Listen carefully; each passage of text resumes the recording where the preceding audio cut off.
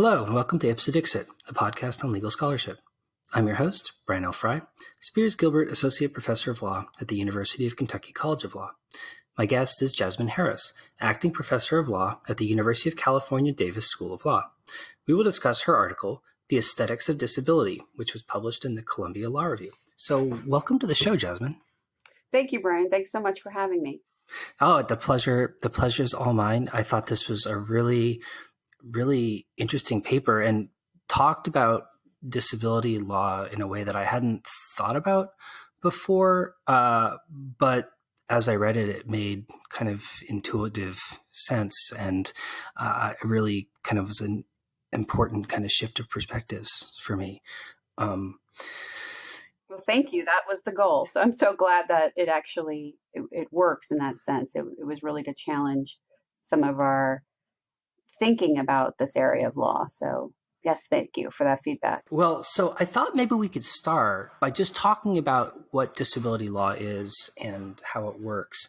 So what's the legal basis for preventing discrimination against people with disabilities, and kind of when and how does disability law prohibit discrimination?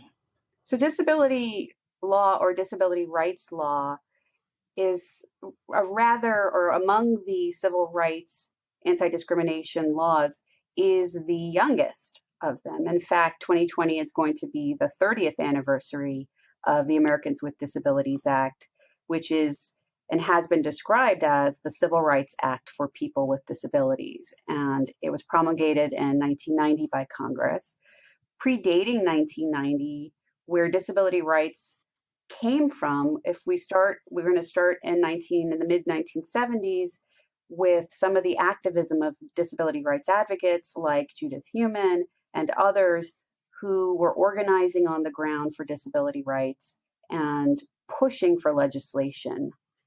We didn't see integration become a principle in disability rights until the mid 1970s in the education context. And so this is a relatively new area of law. So when I refer to disability law, what I am talking about primarily is the Americans with Disabilities Act and its precursors, the Rehabilitation Act of 1973, primarily Section 504, which is the federal law that prevents discrimination in federal programs and services. So how is disability law supposed to work? Right? I mean, like, what's sort of the prevailing theory of what it's supposed to do, and what kinds of consequences it's supposed to produce? Okay, so I'm going to separate my answer into two parts. The first is with respect to education. So disability rights law in the education context, most people have heard of or at least know the acronym, the IDEA, the Individuals with Disabilities Education Act. And that requires that children with disabilities whose disabilities prevent them from accessing what's known as a FAPE, a free, appropriate public education, that those children be given accommodations so that they can access that education properly. And so that is the way the education law works, in the sense that, in other words, if you have a child with a disability, the parent will go to the school and say, my child has dyslexia, my child cannot access the education without these support services in place. Then they go through an evaluation process, and the school determines how dyslexia affects that child's ability to learn, and then provides them with the supports that they need in order to access the education. Now, that's separate from, as I mentioned previously, the Americans with Disabilities Act, where the Americans with Disabilities Act operates a lot like the Civil Rights Act that we know and love. And it has three major titles to it. The first is it prevents discrimination in employment. And that is, let me talk about employment. It prevents employers from discriminating on the basis of disability, that is, making assumptions about disability in the workplace. And so one of the major provisions of the ADA has to do with reasonable accommodations. And the idea was, Congress said, you know, we've heard from a number of people who've testified during the legislative comment period, and we've heard that if only they had a particular accommodation, they could be in the workforce as opposed to receiving disability benefits or public welfare roles. And so the idea behind the ADA Title I in the employment sector was really to give people with disabilities the accommodations that were necessary in order for them to have an equal opportunity to employment. And then Titles 2 and 3 really have to do with Title 2 is about public services and programs, and Title 3 is public accommodations. So the idea is removing physical and programmatic barriers to accessing or to equal access. One thing that I was sort of surprised to learn, although it made perfect sense after I read your paper, was that, I mean, in a way, it seems like, I conceptualized disability law previously as providing sort of a remedy for people who've been improperly, unfairly discriminated against on the basis of disability. And that seems like one kind of purpose of disability law. But it seems like, based on the way you talk about it, that there's sort of a bigger purpose as well, namely to sort of like prevent people from discriminating in the future. How is that aspect of disability law sort of conceptualized and supposed to work? So that's one of the novel ideas with the Americans with Disabilities Act. It is the only civil rights legislation which has as one of its explicit goals the mitigation and ultimate elimination of stigma. Because in the disability context, one of the main barriers to accessing public services and programs, employment, is stigma, stereotypical depictions of what or understanding of what disability is. And so you think about the placard, the disability placard. When people think about disability, they think about the quintessential wheelchair user. Well, the wheelchair user is also depicted historically as being dependent, as being deficient. And so what Congress was doing was saying, look, we will remedy discrimination when it takes place in these spaces, public programs, employment, public accommodations. But there's also, as you mentioned, rightfully so, a preventative aspect to this, which is to say, if you provide reasonable accommodations in employment, you can increase the number of people in the workforce. And the theory was that by doing that, over time, discrimination would be reduced because of the contact theory.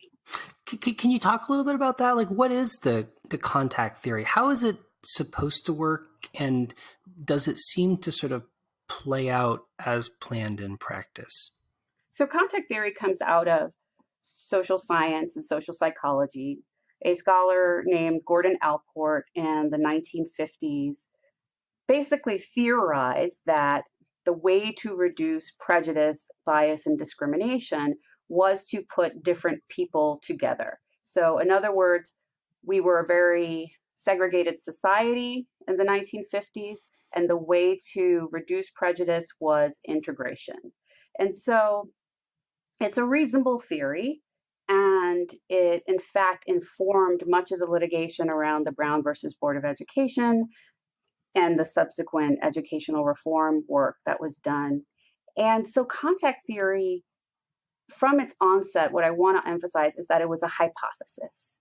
That it was a hypothesis by a scholar thinking through the social science of prejudice and bias and stereotypes and thinking about how to reduce discrimination. But it was incorporated into law as a theory, as something that was proven, that didn't require any additional conditions precedent. And so the way in which law understood contact theory became a little distorted.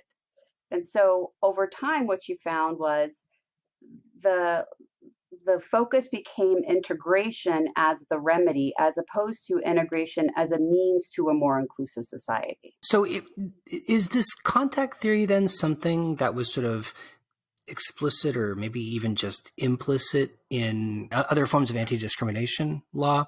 And to what extent has it?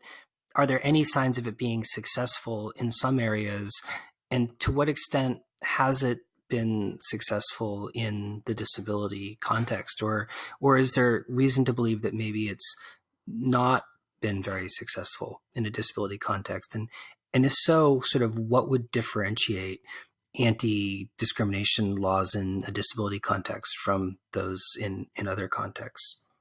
So it's a great question. In other contexts, some of the recent meta studies that have been done show that contact has had some success in reducing discrimination and prejudice in particular areas. For example, in the LGBT context, contact has shown to be quite successful. That is to say, when people came out of the closet, they were already sharing spaces with other people who then recognized this aspect of their identity. It was less successful relative to LGBT in the race context. Why? Because perhaps race is an external factor that someone notices. You cannot be in the closet unless you're, in terms of our norms of race, in terms you're perhaps lighter skinned, but it's something that is visible and noticeable from the start. So it guides those relationships. Contact in the disability context, the meta studies have shown, has been the least successful and of the different types of anti-discrimination efforts. And the reason that scholars posit why this may be the case, and the reason that I give, my descriptive claim in the paper, is that we haven't really thought through the aesthetic components of disability bias.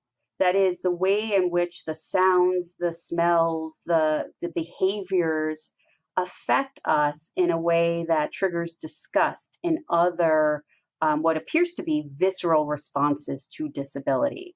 It could be because we have this vision of an existential anxiety that's prompted by it. That is to say, we see our own death, we see our own weaknesses and our vulnerabilities, which in a society that's built around independence, it's really difficult to come into terms with the physical markers of disability. So maybe you could talk a little bit more about these aesthetic issues and how they impact the ability of an integrative policy to be effective. I mean, in other words, like sort of why and how does theory sort of collide with reality so much in a disability context in relation to these aesthetic issues that you describe? So I think I will start with reaching back into the race context for a moment, because I think it has a uh, really great image and picture of how aesthetics plays out. So after the after the after the slavery efforts, the anti-slavery efforts were successful, and historically people were more integrated, and even in the Jim Crow South, you had people integrating more in different spaces, sharing spaces. Well, the folks who were abolitionists in the South would get together with the folks who were Black activists in the South trying to push against slavery, and they would have, particularly in the religious community, they would share various days of service. So they would spend a Sunday afternoon having brunch. And there's a story about two pastors, one African American and one white Anglo American. And they had this brunch one day, and their wives were all there, and the families came together. And you have this progressive group, right? They're working together for policy change, for legal change. And so they're ideologically aligned. But when they sit down to have lunch, one of the wives of the main pastor gets physically ill, and she has to excuse herself from this brunch. And so she writes, and this is from her perspective, she writes how this was incredibly embarrassing and so confusing to her because ideologically she was on the same page, she was for these issues, but that something harkened back to those just pure racist days, that the education, the environment, that all of the messages that she's absorbed were physically experienced by her in that moment. And so when you think about the aesthetics of disability in particular, I'm talking about those physical attributes that society has coded as being indicative of disability and difference. That is, if you see someone who's drooling or someone who has a limp or a wheelchair user, assistive technology and devices, these are things that trigger disability in our minds. And then we have an effective bodily response to it. Now, the problem with this is that historically we've thought of this as emotions as separate from the cognitive the rationality, right? So we thought reason and emotion were at odds.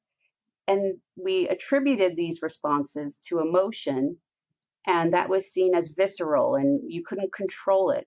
But in fact, the neuroscience behind this and the neuroscientists who are studying this have now shown that emotions are constructed. And it's a really radical idea. And it kind of blew my mind when I first heard that. Well, that kind of blows up a lot of the law when you think about it that way. You think about tort law. When we think about if emotions are constructed, then emotional distress damages or damages in general become a whole different story. So in the disability context, what I mean by the aesthetics of disability mitigating someone's experience and mitigating rights is that when someone sees a person with these markers, these aesthetics, the cane, the white cane, the drooling, the behavioral atypicality, they are conditioned to have a particular response to that. And that has over time uh, really prevented people from interacting meaningfully with people with disabilities and from having people with disabilities access and exercise their rights. And so, in that way, it's really mitigating the rights that are in existence. Mm, mm. Yeah, I mean, one thing that really struck me when I was reading your paper was sort of, exactly how you do make these kinds of comparisons to other circumstances in a way that I think really illuminates how we still do kind of think about disability law differently without necessarily realizing it. I mean, I think that we've sort of, as a society, very intentionally rejected the normalization of emotions expressed on the basis of race and also the basis of sexual orientation. But in some ways, it seems like there's ways in which we still sort of permit or excuse or maybe just don't even see emotions that are normalized on the basis of ability.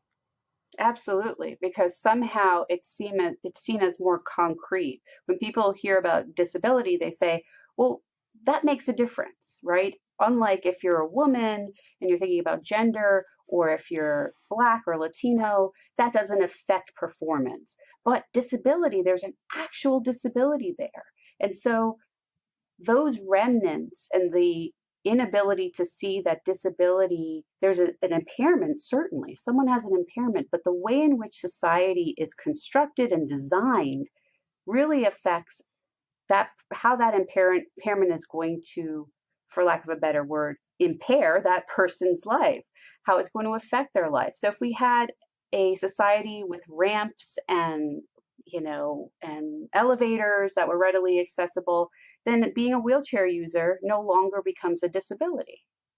And so there's a way in which people, though, cannot get to that point and see that disability, just like race and just like gender, just like sexual orientation, has this social construction uh, component to it. And so I think that is really the big barrier we're facing.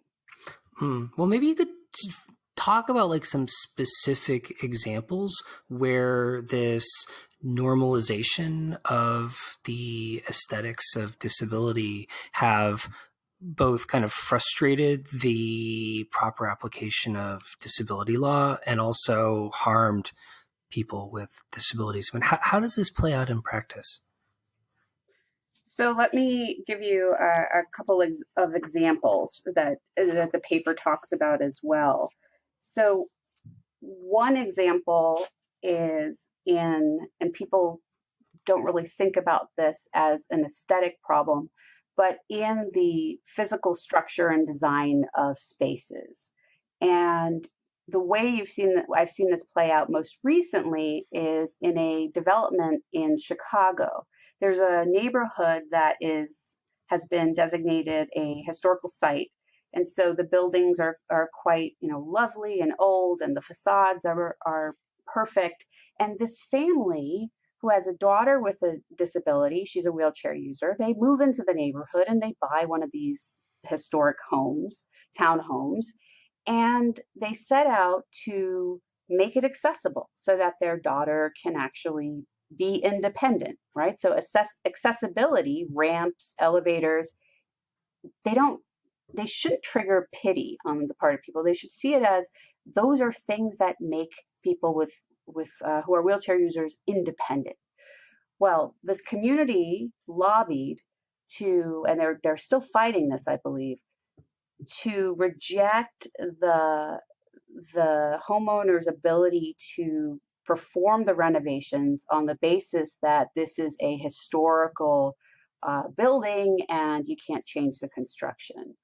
And in the interviews and in the exchanges and the debates going back and forth, the way in which this is described is this is ugly. The construction, the ramp outside, an elevator makes this building ugly. And this family should have known better than to move into this neighborhood if this is what they wanted to do with the house. And that is a real clear depiction of using aesthetic language, that is to say, accessibility, the modes of accessibility for people with disabilities is seen as ugly Mm. and changing what we understand as beauty. So contrary to beauty. And so that's one example. The other example you see in the context of employment is individuals who do not have these aesthetic markers. So, in other words, you look at them and you may say, gosh, there are no visible cues that you are a person with a disability. And that person will go through the HR process as Title I of the ADA permits and requires, and they will get an accommodation, a reasonable accommodation, let's say remote access or something else in the workplace, like a special chair or something. You can fill in the blank depending on the disability. And the response of coworkers will be, gosh, but you don't look like a person with a disability. You must be gaming the system. And so the aesthetics become a benchmark by which we judge legitimate and illegitimate disabilities and access to accommodations and the civil rights that come along with the legislation. Yeah, I mean, that's really one of the things that really got me was the way in which it's sort of like we don't think about the extent to which disability is sort of almost like subconsciously or, unspokenly associated with some sort of like aesthetic displeasure or even ugliness or something, like in a sort of broad aesthetic sense. And like the examples you gave really drove home to me the way in which like the townhome example, for example, like really the way that people sort of like almost unconsciously connect the two together. Right, right. And that is the product of its history, the history of disability in society, and how people with disabilities were historically separated and segregated from society, prevented from going to schools. There were the ugly laws that until 1974 in Chicago were still on the books that said if you have any physical deformity or exhibit any disability, that you could be fined for being on the streets. It wasn't enforced in 1974, but it was still on the books. And so there's this relatively recent history that only now I think we really need to start grappling with, because it's preventing the effects of the remedial legislation from taking effect. So, I mean, as a policy matter, what can we do about this? I mean, are there ways that we can discourage people from acting on these kind of pernicious aesthetic judgments that cause them not to see the consequences that their decisions are having, the negative consequences that their decisions are having for people with disabilities? Are there ways that institutionally we can make institutions more sensitive to how these aesthetic judgments are affecting their decision making and the way that they're implementing disability law? Absolutely. I think there are both legal and non-legal interventions that can be at play and can be helpful here. On the non-legal side, the issue of disability as diversity, which is it's actually, I'm writing a paper on this. The inclusion of disability in our notion of diversity is particularly important. You need to have people with disability in leadership positions. They need to be at the table. The saying in the disability rights movement was nothing about us without us. And that needs to really resonate with folks. Disability is part of any diversity movement. So, greater representation, visual representation in films, leadership roles, the same conversations we've had and continue to have in the race context and in terms of other identity features and traits. So, so that's the kind of non-legal interventions, social policy interventions that need to happen. On the legal front, I think we need to make use of this amazing provision in the Americans with Disabilities Act with respect to who is a person with a disability. And so, in terms of having standing under the Americans with Disabilities Act, you have to meet the definition of a person with a disability, which is defined in three ways. The first way is you're a person with an actual disability that substantially limits one or more major life activities. So, a wheelchair user is substantially limited in his or her ability to walk. The second component is you have a history. So if you don't have a disability right now, do you have a history, a record of having a disability? So did you have cancer and now you are cancer free post chemo, but you're being discriminated against because people are treating you as if your cancer is still there? The third component is just, for me, it's fascinating. It's one of the most radical components of the ADA, which is you can be considered a person with a disability. That is, you can have standing to sue if you are regarded as a person with a disability. And so even if you have no disability whatsoever, and it doesn't impair your functioning at all, if someone treats you as a person with a disability, i.e., if they see you that way, if they perceive you that way, then you may have standing under the Americans with Disabilities Act to sue in particular context. And so that last component, for me, that is the aesthetics remedy there. So I always think about the movie, Brian, I don't know if you've seen the movie Wonder. So in the movie Wonder, which is actually based on the book by R.J. Palacio, the main character, Augie, has a facial disfigurement. And other than that, he has no disability. It doesn't impair him in any way. But he is treated as if he is a person with a disability. He is discriminated against in the school context on the basis of disability. And so I always think about Augie and when I think about the third prong, which is to say there are people who have physical differences, which we've labeled as, normatively bad, right?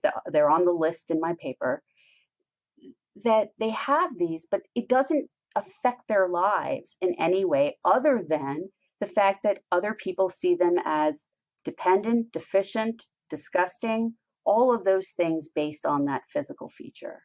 And so I think in response to your question, we need to make more arguments on the basis of the regarded as prong. Courts have been unwilling to see this as a powerful remedy. And I think litigators need to really push on that prong of the definition.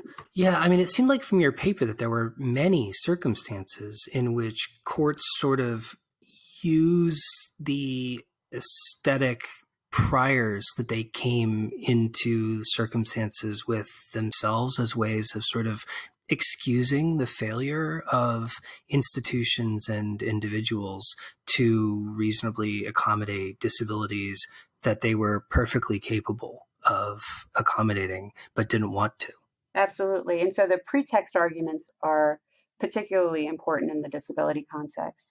And that really is something that we see across anti-discrimination law. And it's one of the limitations of anti-discrimination law, its ability to respond to implicit bias. Mm, mm. Well, so Jasmine, in closing, one thing that I was wondering if you could reflect on or talk about a little bit is that I can't help but agree with you that it seems like sort of aesthetic biases are having a really pernicious effect on our ability, both socially and legally, to grapple with the goals and our obligations with respect to disability law and people with disabilities. I wonder, are there ways for us to distinguish between areas and contexts where sort of aesthetic experiences should not enter into decision making and areas in which aesthetic experiences are permissible or even something we should encourage? Like, how do we know when people are kind of using aesthetic judgments in a bad way as opposed to an acceptable way? I think that's why the ADA is so important, because the provision of reasonable accommodations and the idea that the individual has to start the interactive process in the request, this offers us a window to say, if the person and the individual says they can do the job, we need to take their word for it unless we have proof otherwise. And so there's a way in which, and this goes to a project I'm working on right now, in which we fear, and I know you've had Doran Dorfman on the show, and he's done some work on this fear of the disability con. And what I'm looking at is, where does this come from? It really affects all of our policies. And so we have to think about, why are we so uh, scared of people taking advantage of the disability accommodation system? Like, so there's something inherent about this. And so I think, in response to your question, I think aesthetics are never appropriate in the employment context. I think without more, right? I want to have a nuanced answer here. You can't just make that decision. And so, in a way, those who have the aesthetics of disability or exhibit the aesthetics of disability would benefit from the voice, like, and I put this in the paper, like, the show The Voice, where they all have their chairs turned around and they can just hear the voice of the individual. Or you see this in the orchestra context, right, where they hide the visible identity and features of the individual who's playing the music.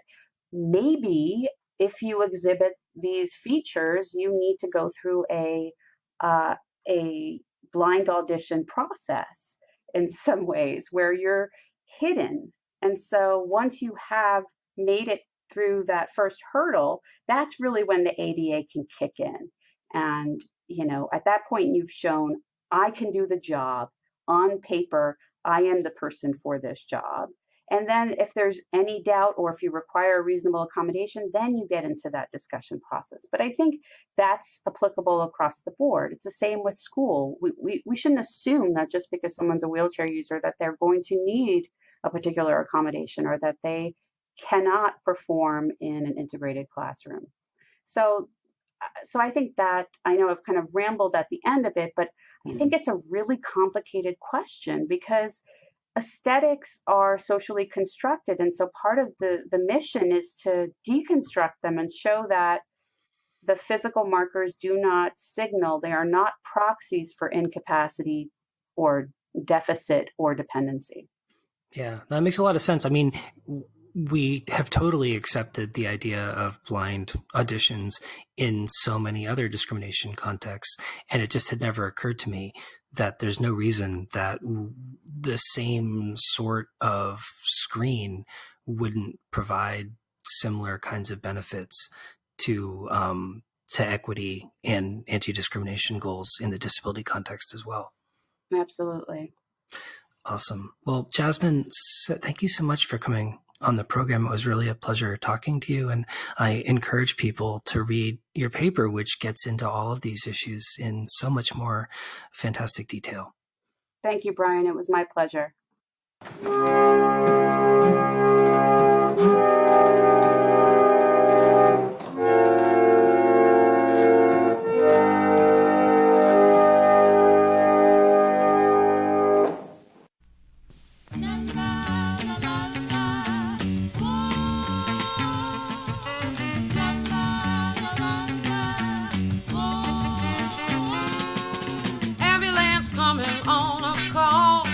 You down the hall.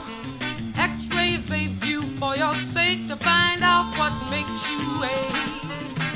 Diagnoses are tough things that they must make. For the patient's life may be at stake. In surgery, the doctors are a team, and you're on your way to your dream. Hear the ambulance coming on a call. You'll soon be rushing down the hall. They'll view X-rays all for your sake. They'll soon find out just what makes you ache. Nurses all bringing on the pills, helping you cure your ills. Everyone's working hard to keep you on your guard.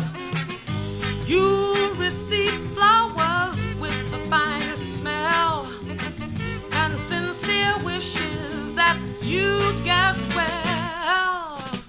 And we just lie there, all we do is rest. But the doctors know that that's the best. See the nurses bringing you the pills. They will help you cure all your ills. Yes, everyone is working oh so hard. They will keep you always on your guard. Noontime comes and you get a dish. Hope you like meat or fish. And every nurse always smiles as she walks swiftly down the aisle. And as we eat,